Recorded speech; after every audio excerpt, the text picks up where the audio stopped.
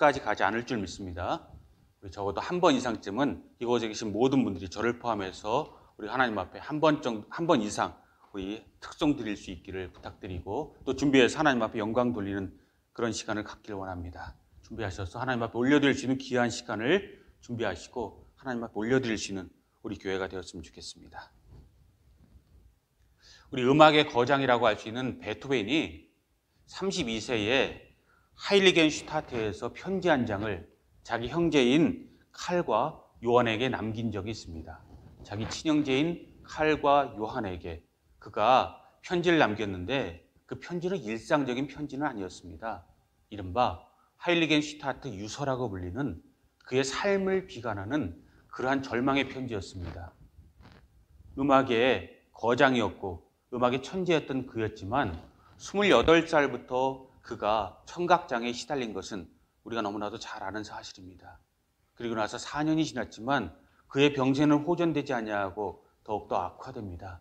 32세의 젊은 나이에 베토벤은 하나님께서 철저하게 그에게 음악적인 천부적인 재능을 주셨지만 그의 청각을 고쳐주지 않는 것에 대해서 절망하면서 그의 아픔을 구구절절 자기 형제들에게 남겨놓았고, 절망의 신음을 남겨놓았던 그 편지를 그가 남겨놓아서, 그리고 유서로 그가 남겨놓아서 이것을 우리가 그의 유서라고 이름 붙이고 그 유서라고 우리가 이야기하고 그것을 우리가 생각하는 시간을 종종 갖습니다.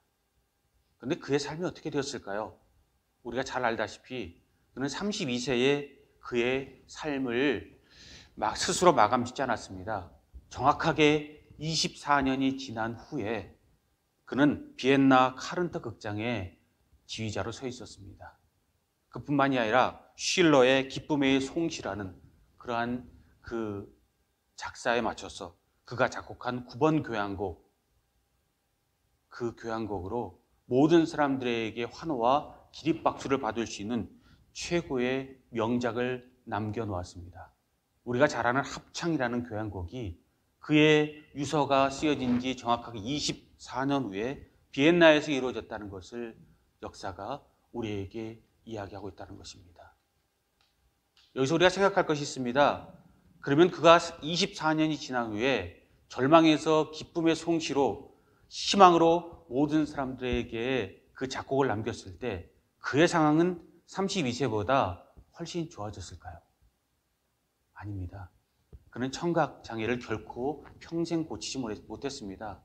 더욱이 더 절망스러운 것은 그의 청각 장애뿐만이 아니라 점점 나이가 들어가면서 더 많은 것이 합병증이 되어서 그의 모든 삶은요, 겉으로는 더욱더 악화되면 악화되었지 나은 것이 하나도 없었다는 사실입니다.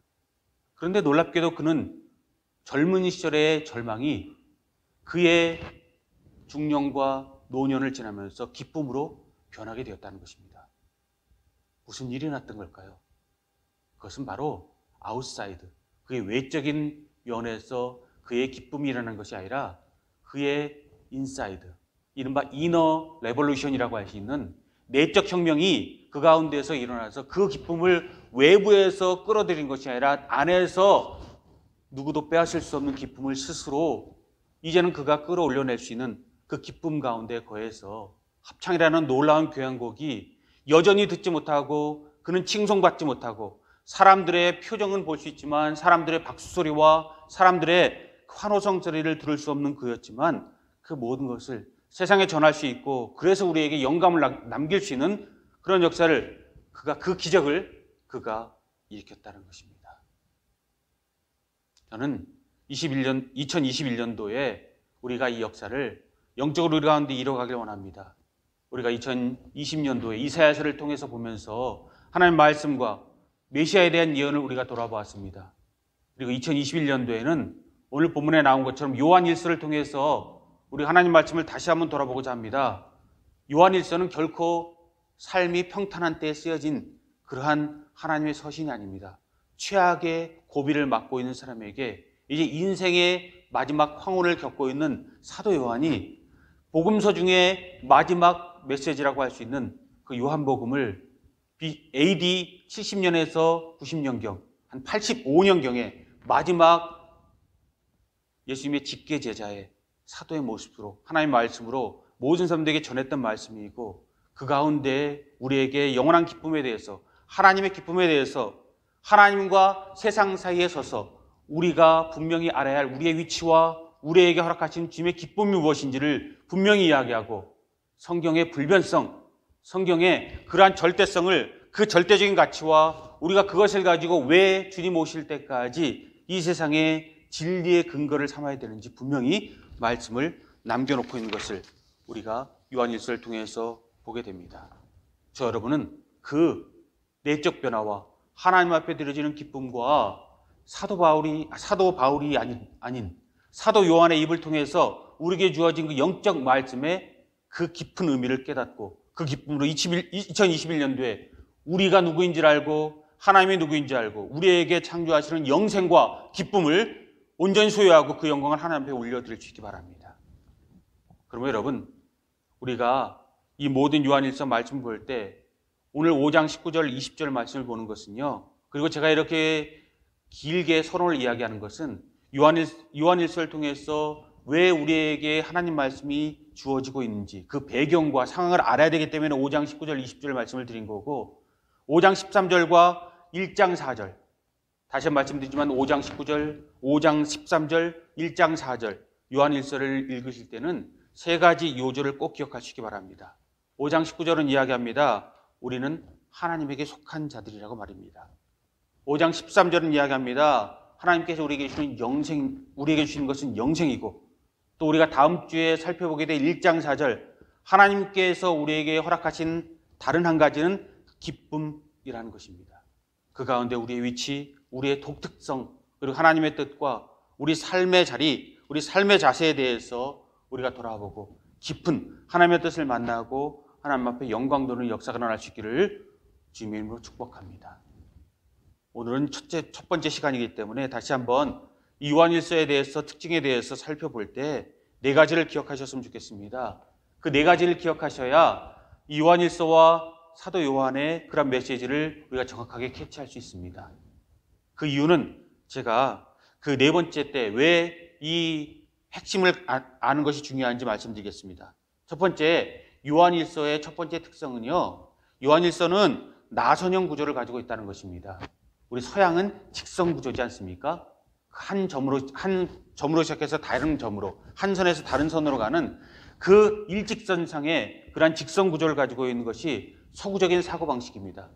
동양적인 사고방식은 우리가 잘 알다시피 철학적인 사고라고 그러고 빙빙빙빙 돌아가는, 핵심을 통해서 돌아가는 나선형 구조를 가지고 있는데, 독특하게도 이 사도 요한은 나선형 구조를 가지고 하나님 말씀의 진리에 대해서 다각도로 설명하고 있습니다. 그리고 반복적으로 이야기하고 있는데, 그 반복적으로 이야기할 때 A에서 B라는 반복으로 넘어갈 때 다른 표현 방식을 가지고 하나님의 진리를 설명하고 있는 나선형 구조를 가지고 있다는 것, 여러분 머리에 염두에 두시면 같은 진리를 사도 바울이 어떤 방식으로 설명하고 있는지에 대해서 여러분이 그 핵심을 캐치하면 무엇을 사도 요한이 이야기하고 있는지 우리가 분명히 깨닫게 된다는 것입니다. 그러므로 동양적인 사도 요한의 이 말씀의 메시지는요, 직접적인 어투가 아니라 간접적인 어투를 가지고 있습니다. 그래서 어떤 학자들은 사도 요한이 사도 바울보다 더욱더 더 신비주의자다라고 이야기하지만, 그것은 표현법의 직접법과 간접법의 차이라고 볼 수가 있고요. 우리가 신비주의라는 것을 이야기할 때, 영성가라는 것을 이야기할 때 직접적인 이야기를 하는 사도 요한이건 또 간접적인 이야기를 하는 이 사도 요한이건 또 직접적인 이야기를 하는 사도 바울이건 둘 다 영성가라는 사실은 여러분 잊지 않으실 수 있기 바랍니다. 직설법으로 이야기하든 간접법으로 이야기하건 성령의 감화 감동으로 이야기하는 것이지 자기의 이성에 근거하지 않고 있다는 사실, 그러므로 사도 요한이 사도 바울보다 더욱더 영성가다, 신비주의다라는 것은 문체의 차이점이 될 수 있다는 것을 여러분 기억하실 수 있기 바랍니다. 그리고 세 번째 특징은요, 이것은 아까 말씀드린 것처럼 사도 요한이 가장 나이 많은 시절에 최후의 편지로 그 주변 사람들과 이스라엘에게 남긴 편지입니다.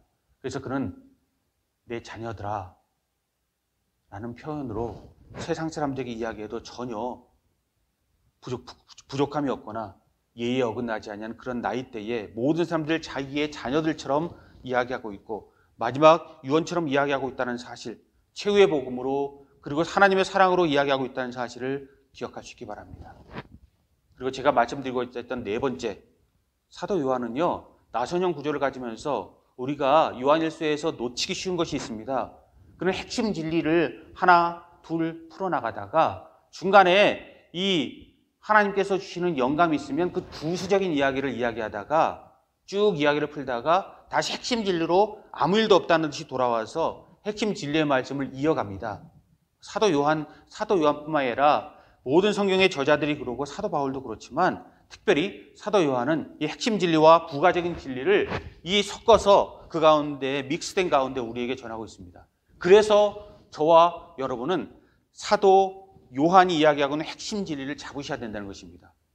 5장 19절, 5장 13절, 1장 4절 우리가 하나님의 백성들이라는 사실, 우리에게 주시는 영생과 우리에게 주시는 기쁨을 가지고 이 요한일서에 접근해야 된다는 사실, 그 사실을 잊지 말아야 우리가 나무는 못에 숲을 보지 못하는 그런 오류에 빠지지 않을 수 있다는 것을 여러분 기억하실 수 있기 바랍니다. 그러므로 사도 요한이 우리에게 직접적으로 말씀하는 하나님과 세상 사이에서 우리는 누구인가? 하나님께 주시는 우리에게 주시는 영원한 축복인 영생이 무엇인가? 또 다른 축복인 기쁨이 무엇인가? 깨닫고 그것을 온전히 누리실 수 있기를 바랍니다. 자, 본문 말씀으로 들어가서 이제 그러므로 요한일서에서 우리가 알아야 될 또 사도 요한이 강조하고 있는 세 가지 전제가 무엇인지, 사도 요한은요 절대 현실을 외면하지 않았습니다. 우리가 기도하는 것은 현실을 더욱더 증폭시키고 세상과 싸울 수 있는 힘이 된다고 이야기하지만 때때로 그 마틴 로이드 존스 목사님이 이야기하기를, 조심스럽게 이야기하기를, 기도는 하나님 앞에 드리는 우리의 믿음이지만 때때로 세상 사람들이 이야기하는 것처럼 기도가 마약이 될 수 있다는 사실을 기억하자라고 이 마틴 로이드 존스 목사님이 이야기합니다. 기도가 혹시 우리가 현실을 부정하는, 현실을 도피하는 수단이 되고 있지 않은지 다시 돌아보자라는 것입니다. 왜 그럴까요? 우리가 기도가 만사다라고 이야기하면서 우리 앞에 놓이는 모든 것을 우리는 놓아버릴 때가 너무나도 많다라는 사실입니다. 그러므로 기도할 때도 중요한 사실은 우리가 누구에게 기도하는가, 왜 기도하는가, 무엇을 기도하는가, 우리는 누구인가를 알고 기도하고 우리의 기도를 받으시는 분이 누구인가를 알고 기도하는 것이 중요하고, 그래서 기도하는 사람은 세상 가운데서도 충실할 수 있고 세상 가운데 충실한 사람은 반대로 기도하게 되어져 있다는 사실을, 이것을 우리가 사도 요한의 현실주의라는 그러한 표현으로 우리가 이야기합니다. 그러므로 여러분, 우리가 기도가 현실 도피가 아니고 기도가 능력이고 하나님에 대한 우리의 사랑이고 우리의 기쁨이고 우리의 하나님께 주시는 그러한 영원한 축복인 줄 안다면 우리가 요한일서 복음을 통해서 알아야 될 세 가지를 기억하시기 바랍니다. 그리고 세 가지를 늘 머리에 두고 앞으로 요한일서 강의가, 하나님의 말씀이 우리에게 선포될 때 그 가운데 하나님께서 우리에게 직접적으로 주시는 가장 핵심 진리가 무엇인지를 다시 한번 돌아볼 수 있기 바랍니다. 첫 번째로, 그러므로 19절에 이야기하는 것이 짧은 구절이지만 세 가지를 이야기하고 있습니다. 19절에 이야기하기를 또 아는 것은 우리가 하나님께 속하고 온 세상은 악한 자에게 처한 것이며, 이것을 크게 세 가지로 나눠볼 수 있습니다. 또 아는 것은, 이 말씀은 우리에게 영원한 생명이 있다는 것을 사도 요한이 이야기하고 있다는 것입니다. 여러분과 저는 아셔야 하고 분명히 알고 우리의 고백과 우리 믿음 속에 우리에게 하나님께서 주시는 영생이 우리 가운데 깃들어져 있다는 것을 알고, 그러므로 우리는 세상 사람과 다른 존재라는 것에 대한 그런 확실한 우리 자신의 아이덴티티가 있어야 된다는 것입니다. 그리고 두 번째, 그러므로 우리는 세상에 속한 사람들이 아니고 하나님에게 속한 사람이라는 우리의 신분과 위치를 망각하지 말아야 된다는 것이고요. 세 번째, 온 세상은 악한 자 안에 처한 것, 사탄의 어둠의 세력에 처한 것이고 이것은 바뀌지 아니하는 이 세상의 본질이라는 사실입니다. 여러분 기억하시기 바랍니다. 저도 자꾸 잊어버립니다. 우리에게 영원한 생명이 있다는 사실을 말입니다. 우리가 누구인지를 우리가 하나님께서 거듭거듭 말씀하시는데 자꾸 잊어버리고 있다는 것입니다. 그리고 세상의 본질을 잃어버리고 있는 것이 우리의 모습이라는 것을 자꾸 우리가 망각하고 있다는 사실을 우리가 2021년 1월 첫째 주일을 맞이하면서 다시 하나님 앞에 완벽한 갱신을 이뤄갈 수 있기 바랍니다. 그렇습니다. 우리는 하나님께서 허락하신 영생의 그러한 축복과 은혜 가운데 있습니다. 코로나 바이러스로 우리에게 정말 이 죽음이라는 것이 어느 때보다도 실감나는 그런 시대를 여전히 살고 있는데, 그러나 이 세상에서의 백신으로 우리를 회복시키는 그 모습도 우리에게 긴급한 일이고 우리가 기도할 일이지만, 더 큰 은혜는 하나님 앞에 영원히 살도록 지음받은 우리의 존재에 대해서, 우리의 본향에 대해서 우리는 잊지 말고 하나님께 우리에게 다른 사람에게 주지 아니하는 특별한 은혜를 우리에게 베풀어서 주님과 함께 영원히 사는 그 은혜를 주셨다는 것, 또 아는 것, 이미 말씀하신 모든 것을 잃어버리지 아니하는 우리의 하나님의 영적 지혜가 우리 가운데 늘 머물러 있을 때 우리가 세상에 휩쓸리지 아니하게 될 것입니다. 두 번째, 우리가 하나님에게 속하고 라는 말을 반드시 기억할 수 있기 바랍니다. 왜 하나님께 속한 것이 중요할까요? 우리의 신분과 우리 위치를 우리가 망각하지 않기 위해서입니다. 여러분, 저와 여러분은 캐나다에 있고 캐나다에 속해 있습니다. 캐나다의 시민권자거나 캐나다의 영주권자입니다. 그런데 여러분, 우리의 신분과 우리의 소속은 이곳이 아니라 하늘나라라는 사실입니다. 그러므로 우리가 온전히 속한 우리의 신분과 지위, 우리의 독특성을 알아야 됩니다. 영주권자들은 한국에도 국적이 있고 캐나다에도 국적이 있는 이중 국적으로 우리가 이른바 잘 알려진 것처럼, 우리가 하늘나라와 이 세상 가운데 이중 국적이 있다는 사실도 우리가 기억할 필요가 있고요. 이중 국적 중에 우리에게 핵심은 하나님의 나라라는 것을 하나님께서 우리에게 이야기하고 있다는 것입니다. 그러므로 본질적으로 우리는 세상에 살지만 세상의 모든 가치를 들고 이 세상 가운데 살아가는 것이 중요한 것이 아니라 하나님의 가치와 하나님의 소속과 그 은혜 가운데 살아가는 것이 우리에게 반드시 필요하다는 것이고요. 그래서 우리가 기도에 대해서 이야기할 때 기도가 현실 도피가 되지 않게 하라 라는 사도 마틴 로이드 존스 목사님의 이야기를 드렸지만, 정말 중요한 것은요, 왜 이 이야기가 우리에게 이야기되어진가, 이것을 오해하지 말아야 될 이유는요, 우리가 기도할 때는 세상에 속한 사람으로 기도할 것이 아니라 하늘에 속한 사람으로 기도해야 되기 때문에 기도가 현실 도피가 되지 말게 하라는 것입니다. 무슨 뜻입니까? 코로나 바이러스로 온 세상이 죽어갑니다. 그렇다면 당연히 우리도 세상에 협조해야 합니다. 세상의 모든 시설을 깨는 자가 되지 말아야 됩니다. 우리와 우리 가정과 캐나다와 온 세상을 위해서 온 세상이 힘든데 더욱더 힘든 것을 가중시키는 자가 되어져서는 안 됩니다. 세상이 짐이 되지 말아야 되겠죠. 그리고 세상을 위해서 보이는 것에서 보이지 않는 것에서 애쓰고 헌신하는 그러한 의료진 못지않게 영적으로도 우리가 하나님 앞에 드려지고 세상의 모든 치유를 위해서 기도해야 하고 모든 것 가운데 새로운 역사를 하나님 앞에 꿈꾸고 소돔과 고모라의 멸망을 향해서 나아가는 그런 천사들을 앞을 막고 소돔과 고모라의 그 살림을 위해서, 소돔과 고모라의 죽지 않고 살아남을 위해서, 그들의 생명을 위해서 기도했던 아브라함의 기도로 우리가 나아가는 것은 중요하다는 사실입니다. 그런데 여러분, 더 큰 사실은 우리는 세상의 일원으로 기도하는 것이 아닙니다. 하나님의 백성으로 기도하는 것입니다. 그리고 이것이 우리에게 주어진 하나님의 사실이고 우리가 깨닫지 못한 사실, 사단이 우리 눈을 자꾸 가리는 사실이라는 것입니다. 우리가 왜 기도할 때 절망하고, 왜 우리가 기도할 때 슬퍼하고, 우리가 왜 기도하면서 하나님 앞에 분노의 그러한 우리의 핏대를 높이는 그런 일이 이루어집니까? 그리스도인과 비그리스도인이 모였을 때 왜 논쟁을 벌이게 되고, 그 비그리스도인들의 그 분노에 찬 그러한 목소리를 우리가 듣고 그 가운데 그 말싸움이 이루어지고 우리가 흔들려야 합니까? 믿지 않은 사람들이 이야기합니다. 예수 그리스도가 이 땅에 오셨다고요? 2000년 전에 오셨고 모든 사람들 십자가에서 구원하셨다고요? 그런데 왜 세상이 이 모양입니까? 왜 나아지지 않습니까? 왜 점점 나빠집니까? 왜 모든 것이 점점 우리가 원하는 방향과 반대로 나아갑니까? 그렇게 이야기하는 그런 그들의 그러한 원망과 불평을 우리는 듣게 됩니다. 그때 우리가 어느 땐가 우리는 머리를 숙이지 않습니까? 그리고 어느 땐가 우리는 좌절하지 않습니까? 솔직히 내가 기도했는데, 우리가 기도했는데 세상에 하나님의 백성들이 있는데 왜 세상에 2000년이 아니 21세기가 지난 지금도 더 세상이 악화되고 오히려 교회와 기독교와 우리 기도가 하나님의 말씀이 힘을 잃고 있는가? 라고 우리가 절망스러울 때가, 말은 안 하지만 마음으로 그들보다 우리가 더 무너질 때가 있지 않습니까? 우리 스스로의 싸움으로도, 영적 싸움에서도 사탄과의 싸움에서 져서 우리가 무너져서 나는 안 되나 봐 라는 그런 마음이 들 때가 있지 않습니까? 여러분, 다시 한번 2021년을 맞이하여서 우리가 잠에서 깨어서 하나님 앞에 우리의 모습을, 우리의 믿음을 회복하실 수 있길 바랍니다.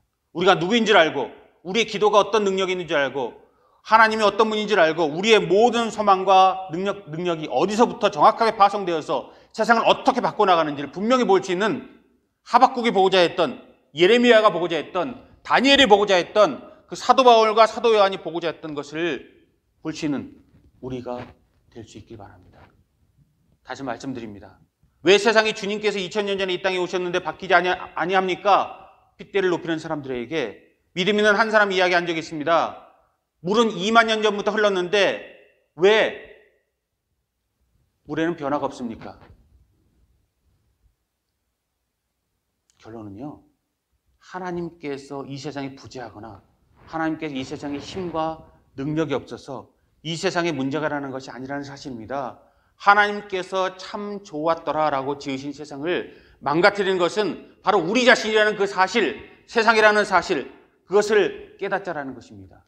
그리고 그 가운데 우리의 모습을 돌아보자라는 것입니다. 하나님이 힘 없으시다고요? 하나님이 능력이 없으시다고요? 하나님께서 무엇인가를 하지 못하신다고요?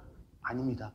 우리가 하나님 뜻에 귀 기울이지 아니하고 세상에 하나님대로 나가지 아니하고 세상에 하나님과 적대하고 사단의 손을 들어주기 때문에 이 세상에 문제가 난다는 사실을 우리가 깨달아야 한다는 것입니다. 주님께서는 기다리실 분입니다. 그리고 분명한 것은 하나님께서 기다리시고 우리 눈에 보이건 보이지 않건 하나님의 뜻을 이루어갈 것이라는 사실입니다. 그 사실을 우리가 잊지 않을 수 있기 바랍니다. 그리고 그와 연관돼서 온 세상은 악한 자에게 처한 것을 사도 요한은 그가 우리에게 증거하고 있습니다. 그렇습니다. 이 세상에 기도가 이루어지지 아니하는 두 번째 이유는요, 우리 기도가 본질적으로 하나님에게 속해서 기도하지 않기 때문이기도 하지만 이 세상이 본질적으로 하나님과 적대되는 그 모습이 여전히 이 세상 가운데 존재하고 있다는 사실을 우리가 자꾸 잊어버리기 때문이라는 것입니다. 저도 이런 말씀을 드리면서 참 많은 실패를 겪습니다. 4년 전에 우리 조국 대한민국에서 문재인 대통령이 대통령으로 당선되었을 때 참 많은 기대를 했습니다. 그러나 4년이 지난 지금도 여전히 혼란스럽습니다. 이제 1월 20일이면 미국 대통령이 바뀌게 됩니다. 그러면서 혹시 세상이 그동안 어지러워졌던 세상이 다시 한번 바뀌어져서 새로운 희망이 우리에게 솟지 않을까 기대를 봅니다. 워낙 미국이 세상에 차지하는 비중이 크고 미국의 모습이 세상의 모습의 거울이 되기 때문입니다. 그런데 여러분, 성경은 분명히 이야기합니다. 세상은 하나님에게 근본적으로 속해 있지만 잠시 사단의 손아귀 안에, 공중의 권세자빈 사탄의 손 안에 있어서 지금이 바로 우리가 겪고 있는 천년왕국의 그 암흑기가 된다는 사실이고요. 우리에게 희망이 있다고 할지라도, 반짝 희망이 우리에게 있을지라도 세상의 가장 근본적인 진리는 세상은 마지막 멸망의 길로 접어들게 되고, 그래서 마지막 때 하나님께서 심판하시게 될 그날을 우리는 결국 보게 될 것이라는 사실입니다. 그것을 잊지 않기 바랍니다. 세상에서 우리 희망으로 능력으로 모든 것을 이겨내기 원하는 모든 꿈은 우리에게 지금만의 꿈이 아닙니다. 그리고 그 꿈의 가장 절정은 아마도 19세기였을 것입니다. 자유주의 신학자들을 우리가 지금 많이 폄하하고 그들의 신앙이 윤리적이고 기독교적이지 못하고 종교적일 뿐, 그리고 진실한 신앙이 아니었다고 이야기하고, 그들의 모든 것은 단지 예수 그리스도를 인간으로 모습을 보았던 철저한 그들에 대한 비판이 있었지만 19세기의 사람들은, 19세 신학자들은 어떤 면으로 복받은 사람이었습니다. 문명이 최전성기에 처했고요. 사실 19세기에 그렇게 어려운 어려움이 그들에게 없었습니다. 그래서 세상은 19세기 말이 끝나기 전에 모든 나라가 기독교화 될 것이고, 그래서 주님께서 임하게 될 것이고, 그리고 우리가 원하는 모든 것은 19세기 말에 이루어질 것이다 라고 모든 사람들이 기대했고요. 교회에서도 기대했고, 그것이 신학적인 모든 주장 가운데서도 그대로 일어났습니다. 근데 여러분 어떻습니까? 19세기 말에 세계가 기독교가 되어지고 지금 주님께서 우리와 함께 하십니까? 그렇지 않습니까? 우리가 나무를 보고 숲을 보지 못하는 우를 범하지 말아야 된다고 말씀드린 것은요, 제가 말씀드린 것처럼 저도 늘 하나님 앞에 부끄럽지만 반짝반짝이는 그런 세상에서의 부흥과 영적인 그런 희망과 그리고 또 희망의 노래가 세상의 모든 것을 바꿔 나갈 수 없다라는 사실이고요. 세상은 마지막에 더욱더 나쁘면 나빠졌지 좋아질 수 없다는 사실이고, 최악의 순간이 돼서 마지막 나락에 떨어져서 마지막 희망의 0%가 되어져 있을 때 주님의 나라가 이루어진다는 것입니다. 그러므로 우리 모든 것이 우리 세대에 이루어지지 않도록 우리는 기도해야 합니다. 우리 한 사람이라도 믿음에 서서 우리 믿음의 등불로 우리 주님의 마음을 붙잡아서 주님께서 이 세상에 채찍으로 치지 아니하고 이 세상을 품을 수 있도록, 세상을 가로막을 수 있는, 세상의 모든 것을 일으킬 수 있는 아브라함 같은, 다니엘 같은, 에스겔 같은, 사도 요한 같은, 그리고 사도 베드로 같은, 사도 바울 같은 그런 모습으로 우리가 하나님 앞에 드려져야 합니다. 그런데 여러분, 더 중요한 사실, 우리의 모든 기도와 우리 희망, 아닙니다 주님 이리 가셔야 합니다, 아닙니다 주님 이렇게 하셔야 됩니다, 이것이 이루셔야 합니다 라고 우리 기도하고, 때때로 우리 기도하는 것이 이루어졌을 때 그것을 우리의 능력으로 착각하지 말자라는 것입니다. 그렇습니다. 우리 뜻대로 이루어지는 것이 하나님께 우리에게 주신 우리의 능력이 될 수 있습니다. 그럼 여러분 어떻습니까? 소돔과 고모라를 향해서 갈 때 소돔과 고모라가 멸망하는 것이 주님의 뜻일까요? 아니면 그들을 살리는 아브라함이 주님의 뜻일까요? 여러분 그것도 생각해 볼 필요가 있다는 것입니다. 세상은 어떤 면에서 오히려 세상의 질서를 잡기 위해서 하나님께 세상을 멸망시키는 것이 하나님의 뜻이 될 수 있다는 사실, 우리가 아무리 기도할지라도 하나님께서 응답하지 않는 것이 하나님의 의지고 뜻이고, 오히려 우리 기도한 것 이상의 것을 이루는 하나님의 능력이 되고 하나님의 역사가 되고 우리를 향한, 세상을 향한 사랑이 될 수 있다는 그러한 사실을 기억하시기 바랍니다. 그러므로 우리는 하나님 편에 서서 하나님 뜻대로 기도하시기 바랍니다. 왜 기도해야 할까라는 것을, 하나님께서 우리에게 어떤 것을 기대할까, 우리가 어디에 속한 사람이고 우리의 근본, 우리의 조국이 어디일까 기억하시기 바랍니다. 그리고 무엇인가 하나님의 뜻을 이룬다면 우리가 어떻게 살 것인가라는 것은 우리의 기도와 더불어서 우리의 사명은 자연스럽게 연결되어 있습니다. 하나님을 사랑하는 사람이 세상에 막 살 수 없고요, 세상에서 막 사는 사람이 하나님의 뜻 안에서 기도할 수 없다는 사실, 하나님 앞에 기도하는 사람은 더욱더 정결하게 살아갈 수밖에 없고, 정결하게 살아가는 사람은 기도할 수밖에 없다는 그러한 사실을 기도하시기 바랍니다. 그리고 세상의 모든 것을 보고 기도하고 능력에 대해서 이야기할 때 하나님 뜻이 무엇인지, 우리가 소돔과 고모라를 바꿔달라고 기도하는 것이 아닌지, 우리가 살리는 것이 하나님의 뜻인지, 하나님 뜻대로 그대로 우리가 아무리 기도할지라도 죽는 것이 하나님의 뜻인지 기억해 볼지는 저와 여러분들 되시기 바랍니다. 하나님께서 말씀하십니다. 하나님께서 때때로 우리에게 가슴 아프게 말씀하십니다. 선지자들을 통해서 우리가 말씀하신 그 말씀을 여러분 기억하시기 바랍니다. 내 백성을 위해서 기도하지 말아라. 내 백성을 위해서 기도하지 말아라. 그들의 눈을 막고 귀를 막고 그들의 마음을 막아서 그들로 돌이키지 못하게 하라. 여러분, 이 말씀이 우리가 어떤 의미인지를 돌아보시기 바랍니다. 개구장의 아이들, 망나니 아이들은 바닥을 대굴대굴 구르면서도 자기 것을 이루고자 합니다. 혹시 우리 기도가, 우리 믿음이, 우리 신앙이, 우리 믿음이 그러하지 않은지, 아버지 어머니의 뜻은 알지 못하고 어머니 아버지는 굶어가면서도 자기 자녀들에게 무엇인가 주고 싶어서 자기 필과 살과 살점까지 나눌 수 있는, 자기 가장 소중한 것을 나눠서 자기는 굶을지라도 자녀에게 주고 싶어하는 그 부모의 피눈물을 볼 수 있는 그런 마음으로 하나님 앞에 온전히 드려지는 것이 우리 하나님 백성인 우리의 모습이고 나의 모습이고 세상과 하나님 사이에선 우리의 본질인 줄 믿습니다. 그러면 여러분 2021년도에는 하나님과 세상 사이에 서서 나는 누구인지, 나의 위치는 누구인지, 나의 독특성은 누구인지, 하나님께서 우리가 아무것도 한 것이 없는데 우리를 사랑하셔서 하나님 백성 만들어서 우리를 세상 사람들과 분명히 다르게 대우하고 있다는 사실, 다른 것을 기대하고 있다는 사실, 우리가 그들과 갈 길이 분명히 다르다는 사실을 분명히 알아서 우리가 하나님 앞에 올려드리시기 바랍니다. 그리고 멸망하는 세상 가운데 일이 일비하지 않기 바랍니다.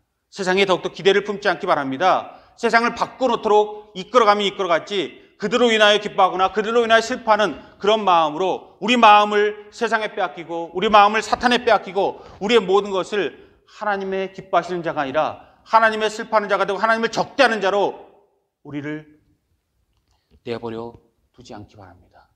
기도합시다. 그리고 하나님 뜻대로 나아가고 하나님 뜻대로 행해서 우리 개인의 구원과 우리 개인의 부흥과 우리 가정의 은혜와 가정의 부흥과 교회 부흥과 교회의 역사와 이 세상에 바꾸어지는 그 모든 역사를 이뤄갑시다. 그러나 세상의 일원으로서가 아니라 세상의 대표로서가 아니라 하나님의 시민으로서 하나님의 대표로서 기도하고 하나님의 대표로서 예배하고 하나님의 대표로 살아가서 모든 것을 이루어가시기 바랍니다. 그리고 종국에 하나님께서 우리에게 주시는 가장 소중한 것, 영생과 더불어서 하나님께서 우리에게 주시는 아무도 빼앗을 수 없는 기쁨을 소유하여서 하나님 앞에 가장 큰 영광 돌릴 수 있기를 바랍니다.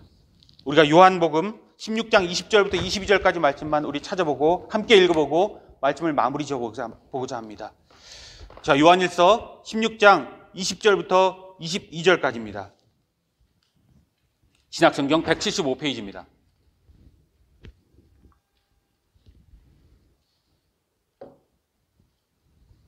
요한복음 16장, 요한일서 아니고요. 요한복음 16장 20절부터 22절까지입니다. 신약성경 175페이지입니다. 요한복음 16장 20절부터 22절.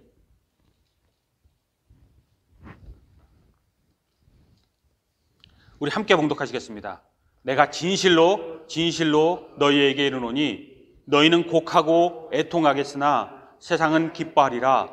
너희는 근심하겠으나 너희 근심이 도리어 기쁨이 되리라. 여자가 해산하게 되면 그때가 이르렀으므로 근심하나 아이를 낳으면 세상에 사람 난 기쁨으로 말미암아 그 고통을 다시 기억하지 아니하느니라. 지금은 너희가 근심하나 내가 다시 너희를 보리니 너희 마음이 기쁠 것이요 너희 기쁨을 빼앗을 자가 없으리라. 이 말씀을 꼭 기억하시기 바랍니다. 그리고 마지막, 진정한 것을 알았던 어느 한 현명한 거지의 기쁨이 우리에게 맞추기 바랍니다. 어느 날 길거리에서 춤을 추고 있는 누추한 거지가 있었습니다. 너무나도 신나게 춤을 춥니다.